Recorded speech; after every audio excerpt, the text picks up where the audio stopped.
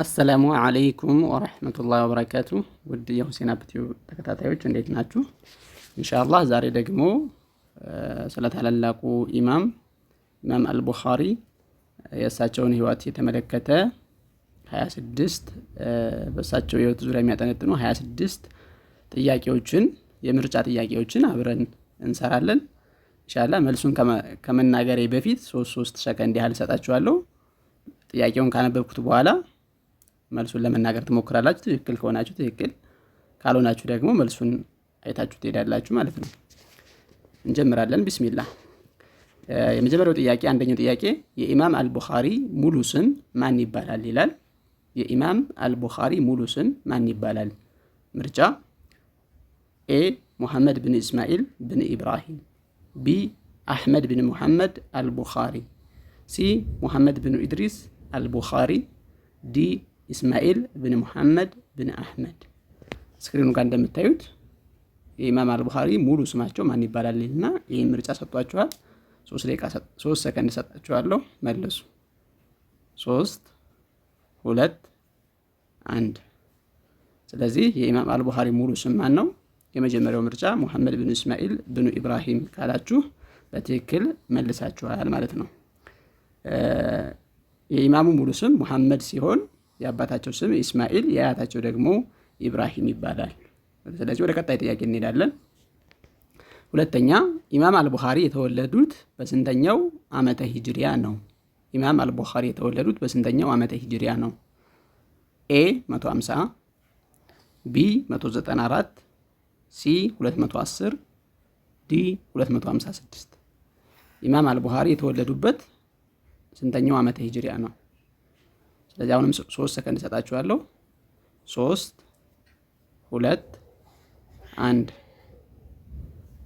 እሺ፣ ኢማም አልቡኻሪ የተወለዱበት ዓመተ ሂጅሪያ መልሱ ቢ ነው። 194ኛው ዓመተ ሂጅሪያ ማለት ነው። ምንጩ በግልጽ እንደሚያስቀምጠው ኢማሙ የተወለዱት በ194ኛው ዓመተ ሂጅሪያ ነው ይላል። 256ኛው ዓመተ ሂጅሪያ ላይ ደግሞ ይህ የሞቱበት ዓመት እንጂ የተወለዱበት ዓመት አይደለም ይላል። ስለዚህ 194ኛው ዓመተ ሂጅሪያ ላይ ተወልደው 256ኛው ዓመተ ሂጅሪያ ላይ ሞቱ ማለት ነው። ይህንን አስታውሱ። በዚህ መሰረት ሌላ ጥያቄ ልትጠየቁ ትችላላችሁ፣ ከዚህ በፊትም ከዚህ በኋላ በማንኛውም ጊዜ ማለት ነው። ስለዚህ ወደ ቀጣይ ወደ 3ኛው ጥያቄ እናልፋለን። 3ኛው ጥያቄ የኢማም አልቡኻሪ ትውልድ ከተማ ወይም ቡኻራ በአሁኑ ወቅት በየትኛው ሀገር ትገኛለች ይላል። በአሁኑ ወቅት ኢማም አልቡኻሪ የተወለዱበት ቡኻራ ከተማ የት አካባቢ ይገኛል ነው? ኤ ኡዝቤኪስታን፣ ቢ ግብፅ፣ ሲ ኢራቅ፣ ዲ ሳውዲ አረቢያ ይላል። አሁንም 3 ሰከንድ። 3 2 1። መልሳችሁን ማን አላችሁ? አብረን እንመለከተው። ኡዝቤኪስታን። በታሪክ ታዋቂዋ የቡኻራ ከተማ በአሁኑ ወቅት በኡዝቤኪስታን ግዛት ውስጥ ትገኛለች ይላል። ኢማም አልቡኻሪ የተወለዱት ቡኻራ በምትባል ከተማ ሲሆን በአሁኑ ጊዜ ኡዝቤኪስታን በመባል ትታወቃለች ይላል። 4ኛ ጥያቄ ኢማም አልቡኻሪ በህፃንነታቸው የገጠማቸው ትልቅ ፈተና ምን ነበር? በህፃንነታቸው የገጠማቸው ትልቁ ፈተና ምን ነበር ይላል። ኤ ከባድ የመራመድ ችግር፣ ቢ የመስማት ችግር፣ ሲ የንግግር እክል፣ ዲ የአይን ብርሃናቸውን ማጣት። ስለዚህ መልሱ 3 2 1። ስለዚህ ኢማም አልቡኻሪ በህፃንነታቸው የገጠማቸው ትልቅ ፈተና ምን ነበር ለሚለው ጥያቄ መልሱ አብረን እንመልከተው። የአይን ብርሃናቸውን ማጣት። ኢማሙ በልጅነታቸው አይናቸው ታውሮ ለተወሰነ ጊዜ በጨለማ ውስጥ እንደቆዩ ምንጮች ይገልጻሉ ይላል። በኢማም አልቡኻሪ እናት ህልም ውስጥ ተከስተው የልጃቸውን የአይን መብራት ያበሰሩት ነብይ ማን ናቸው ይላል። 5ኛው ጥያቄ ማለት ነው። በኢማም አልቡኻሪ እናት ህልም ውስጥ ተከስተው የልጃቸውን የአይን መብራት ያበሰሩት ነብይ ማን ናቸው? በእናታቸው ህልም ላይ መጥተው ልጅሽ አይኑ ይበራል አብሽሪ ብለው የተናገሩት ማለት ነው። ስለዚህ ኤ ነቢዩላህ ኢሳ፣ ቢ ነቢዩላህ ሙሳ፣ ሲ ነቢዩላህ ዩሱፍ፣ ዲ ነቢዩላህ ኢብራሂም አለይሂሙ ሰላም ይላል። መልሱ አብረን እንመልከታለን። ነቢዩላህ ኢብራሂም እናታቸው በህልማቸው ነቢዩላህ ኢብራሂምን አይተው አላህ የልጅሽን አይን መልሶለታል የሚል ብስራት እንደሰጧቸው ይነገራል። ወደ ቀጣይ ጥያቄ ስንሄድ 6ኛ ኢማም አልቡኻሪ የሐዲስ ትምህርትን የጀመሩት በስንት ዓመታቸው ነበረ? ኤ በ10 ዓመታቸው፣ ቢ በ20 ዓመታቸው፣ ሲ በ16 ዓመታቸው፣ ዲ በ5 ዓመታቸው። ስለዚህ መልሱ በ10 ዓመታቸው ነው። ኢማሙ ገና በለጋ እድሜያቸው ማለትም በ10 ዓመታቸው የሐዲስ ትምህርት ጀምረዋል። ኢማም አልቡኻሪ ሰባተኛው ጥያቄ ኢማም አልቡኻሪ ስለነበራቸው አስገራሚ ማስታወስ ችሎታ የሚገልጸው የትኛው ነው? ኤ ትምህርትን ሁሉ በደብተር በመጻፍ ይወዱ ነበር። ቢ መጽሐፍን አንድ ጊዜ በማየት ብቻ በቃላቸው ይይዙ ነበር። ሲ በቃላቸው ከመያዝ ይልቅ በንባብ ብቻ ይተጉ ነበር። ዲ በቀን አንድ ጊዜ ብቻ አንድ ሐዲስ ብቻ ነበር የሚያስታውሱት ይላል። ኢማም አልቡኻሪ ስለነበራቸው አስገራሚ ማስታወስ ችሎታ የሚገልጸው የትኛው ነው?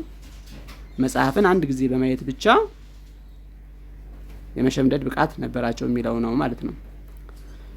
ስምንተኛው ጥያቄ በታዋቂው የባግዳድ ፈተና ወቅት ለሊቃውንቱ ኢማሙን ለመፈተን ስንት ሐዲሶችን አዘበራርቀው አቀረቡላቸው? የትኛው ነው ሐዲስ የሶሂህ ሐዲስ የትኛው ነው ዶኢፍ ሐዲስ ብለው ለመፈተን እሳቸውን ስንት ሐዲሶችን አዘበራርቀው አቀረቡላቸው በባግዳድ ፈተና ወቅት ይላል። ኤ 100፣ ቢ 1000፣ ሲ 10 ሐዲሶች፣ ዲ 50 ሐዲሶች ይላል። መልሳችሁን አብረን እንመልስ። 3 2 1። ስለዚህ መልሱ 100 ሐዲሶች 10 ሊቃውንቶች እያንዳንዳቸው 10 በድምሩ 100 ሐዲሶችን ሰንሰለታቸውን ወይም ደግሞ ኢስናዳቸውን በማዘበራረቅ ሊፈትኗቸው ሞክረዋል።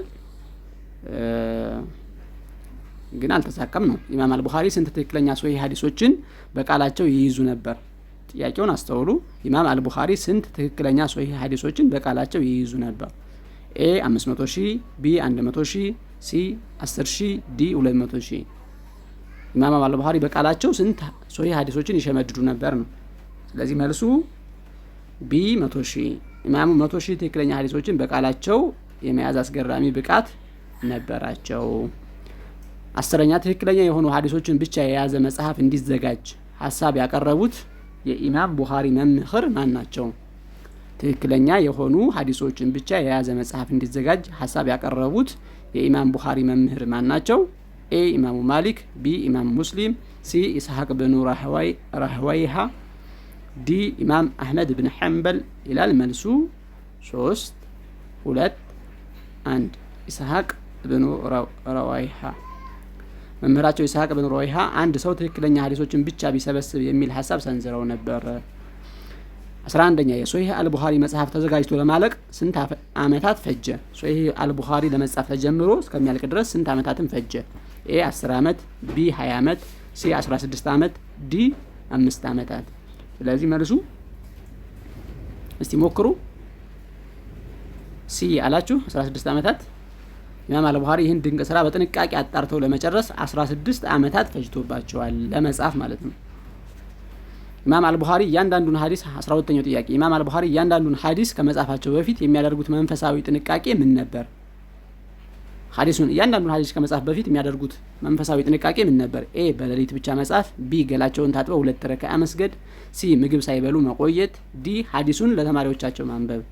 መልሱ ቢ አላችሁ ገላቸውን ታጥበው 2 ረካዓ መስገድ። ኢማሙ ለእያንዳንዱ ሐዲስ ትልቅ ክብር ስለነበራቸው ገላቸውን ታጥበውና 2 ረካዓ ሰግደው ነበር የሚመዘግቡት። ለዚህም ሊሆን ይችላል ይሄ የሐዲስ ኪታብ በጣም ተቀባይነት ያገኘው ማለት ነው። ኢማም አልቡኻሪ ሐዲሶችን ለመቀበል የነበራቸው በጣም ጥብቅ ሳይንሳዊ መስፈርት ምን ነበር?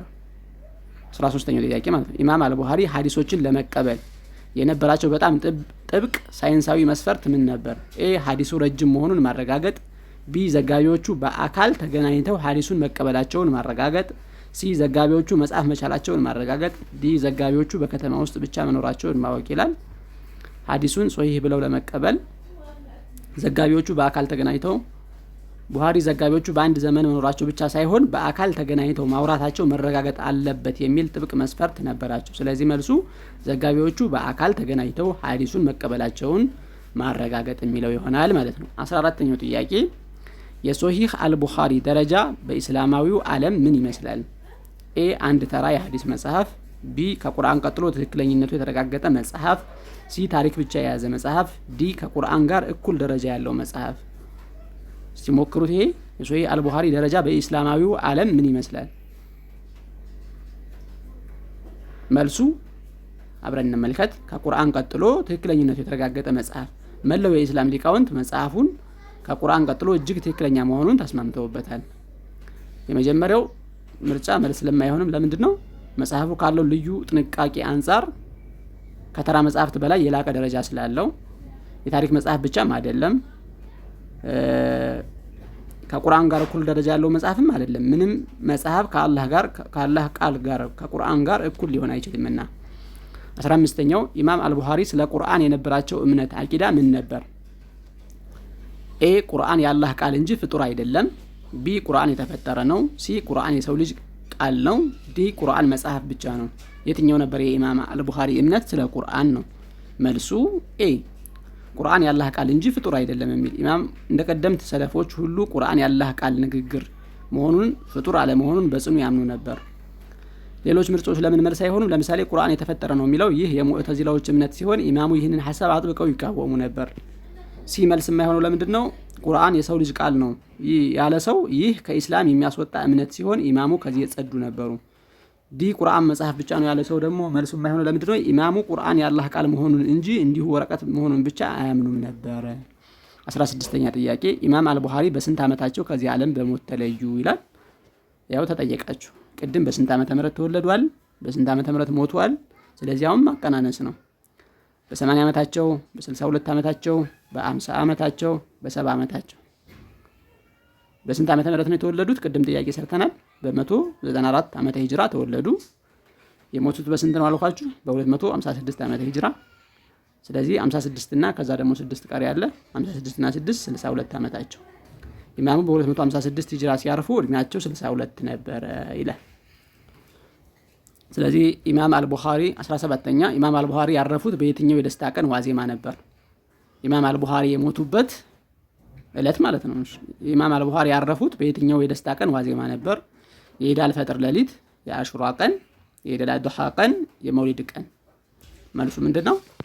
የኢድ አልፈጥር ሌሊት። ኢማሙ በ256 ዓመተ ሂጅራ የኢድ አልፈጥር ሌሊት ወደ አላህ ተጉዘዋል።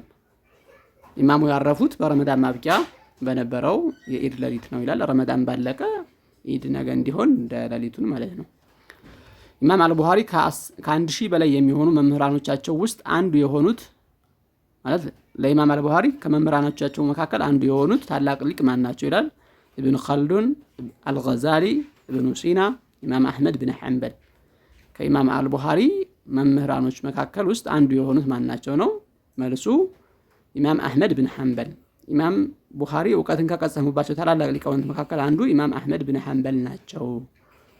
19ኛ ኢማም አልቡኻሪ በህይወታቸው መጨረሻ አካባቢ ከትውልድ ሀገራቸው እንዲወጡ የተገደዱት ለምንድን ነው? ጦርነት ስለነበረ ነው?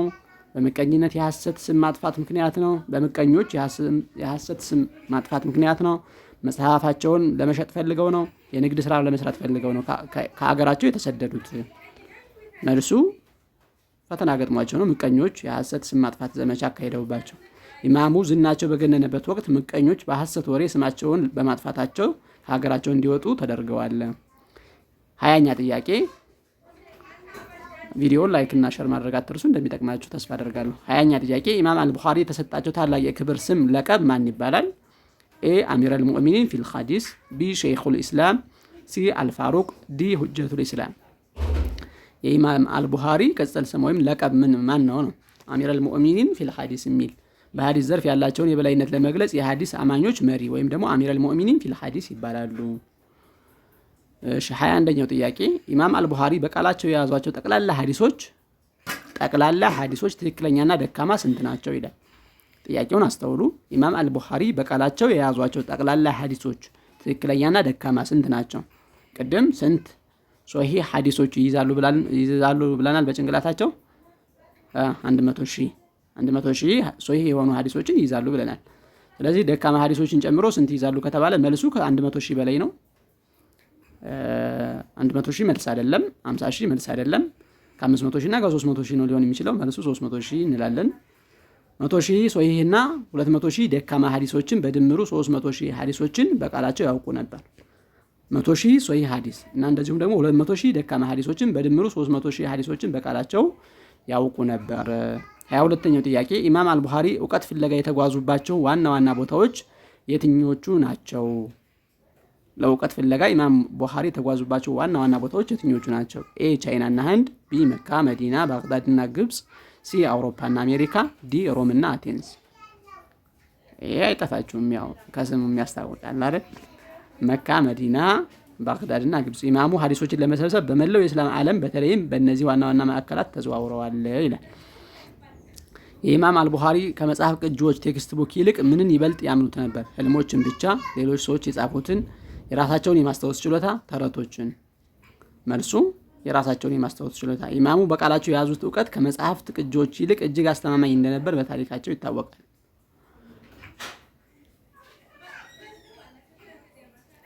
24ኛ ጥያቄ ኢማም አልቡኻሪ ሐዲስ ለመሰብሰብ ያደረጉት ጉዞ ምን ተብሎ ሊገለጽ ይችላል? ኤ በመርከብ ብቻ የተደረገ፣ ቢ እጅግ አድካሚና ረጅም የህይወት ጉዞ፣ ሲ ቀላል የቱሪዝም ጉዞ፣ ዲ በአንድ ከተማ ውስጥ ብቻ የተደረገ። ስለዚህ መልሱ እጅግ አድካሚና ረጅም የህይወት ጉዞ ነው። ኢማሙ በግመልና በእግር በመጓዝ ለብዙ ዓመታት በበረሃዎችና በተራሮች ውስጥ እውቀት ፍለጋ ተንከራተዋል። አላህ ጀዛቸውን ይክፈላቸው። ኢማም አልቡኻሪ ለኡማው ያስተማሩት ትልቁ የህይወት ትምህርት ምንድን ነው? ከኢማም አልቡኻሪ ህይወት የምንማረው ትልቁ የህይወት ትምህርት ምንድን ነው? ኤ ሀብት ማከማቸት፣ ቢ የፖለቲካ ስልጣን መያዝ፣ ሲ ከሰው መራቅ፣ ዲ ለእውቀት መስዋዕትነት መክፈልና ቅንነት።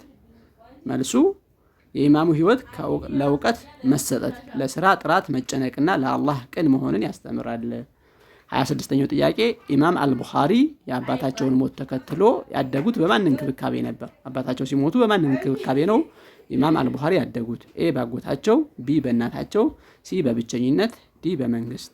ስለዚህ መልሱ ማን ነው? አባታቸው ሲሞት ኢማም አልቡኻሪን በእንክብካቤ ያሳደገ ማን ነው? እናታቸው ናት ማለት ነው። አባታቸው በልጅነታቸው ስለሞቱ ኢማሙን ተንከባከበውና ለትምህርት አነሳስታ ያሳደገቻቸው እናታቸው ናት ይለናል። 26ኛው ጥያቄ ይሄ ነው። እስከመጨረሻው ስለቆያችሁ ጀዛኩሙላሁ ኸይር። ስንት እንዳገኘን አብረን እንመለከታለን። ያው ከ26 26 ከ100 አመጣችኋል ማለት ነው። ኢንሻአላህ ጥያቄውን ደግማችሁ ስሩት። ቪዲዮውን ድጋሚ ተመልከቱት። የኢማም አልቡኻሪን የህይወት ታሪክ ባጭሩ በዚህ መልኩ ከትውልዳቸው እስከ ሞታቸው ድረስ ያለውን ባጭሩ ለመመልከት ሞክረናል፣ በኪዩዝ መልኩ ማለት ነው። በሌላ ጊዜ ደግሞ የህይወት ታሪካቸውን በትረካ መልክ ይዤላችሁ የምቀርብ ይሆናል። ቪዲዮውን እንደምታሰራጩ ተስፋ አደርጋለሁ። አላህ ኢማም አልቡኻሪን ጀዛቸውን ይክፈላቸው፣ እኛንም ሐዲሳቸውን ቀርተን ምን ተገብራለህ አድርገን። ወሰላሙ አለይኩም ወራህመቱላሂ ወበረካቱ።